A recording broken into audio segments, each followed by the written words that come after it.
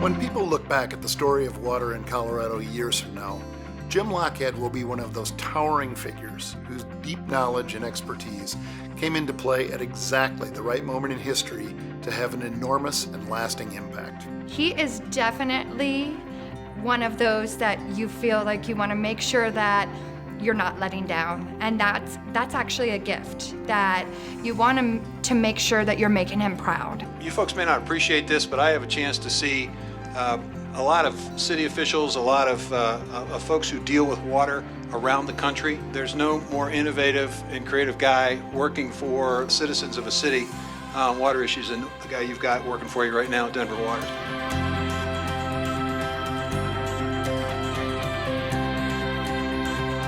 I needed to get particularly skilled representation from the western slope, and Jim came highly recommended. My name is Jim Lochhead, Executive Director of the Department of Natural Resources. I wanted somebody who represented that mindset of what are rural values, and particularly represented fairness and experience in the sharing of water, because it was going to be the real issue of Colorado's future, is how much water do we have.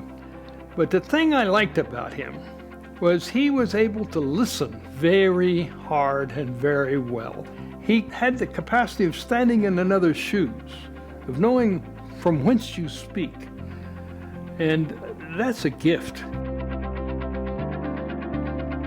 Well, really going back to the mid 1990s, it was Jim and Ken Salazar who first went to the state of California and said we need to begin a dialogue about California's historic overuse of the Colorado River, and really established the negotiation process that has framed the river over the last 25 years. I think Jim is such an intellectual and so has such a big vision that I think the Colorado River interested him because it's such a huge issue.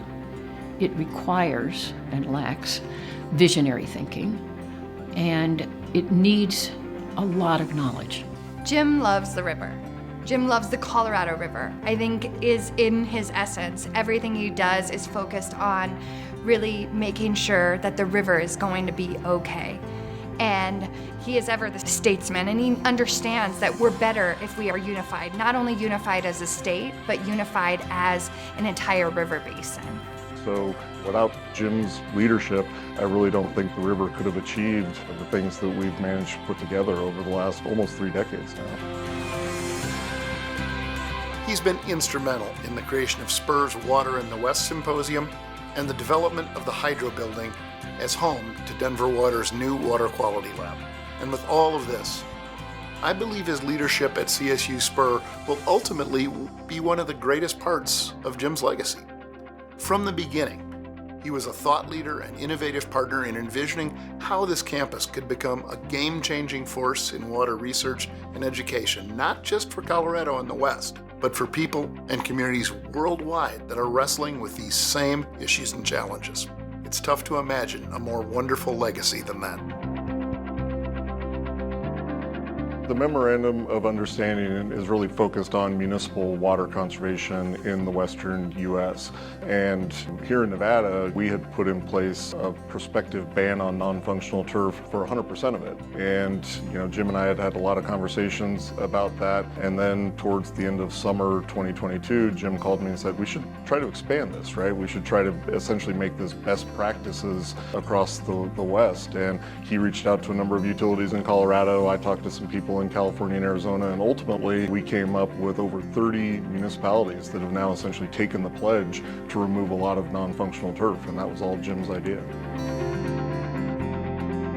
I'd like to thank him for what I learned from him, because he gave me the ability to run a better government because he was so skilled. And Jim became a leader, not just in Colorado, but in the western United States in water law. He was one of the best and still is. Thanks to Jim's vision and partnership, generations of kids who are visiting Spur every day will come away with a deeper understanding of water, where it comes from, why it matters, and the responsibility we all share to preserve, protect, and sustain it as a resource.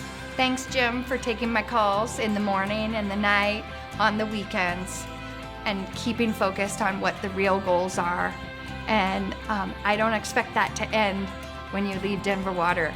I hope you keep your phone on and keep your same number, because I'll still be calling. Thank you, Jim, for being a mentor, for being a partner, and for being a friend.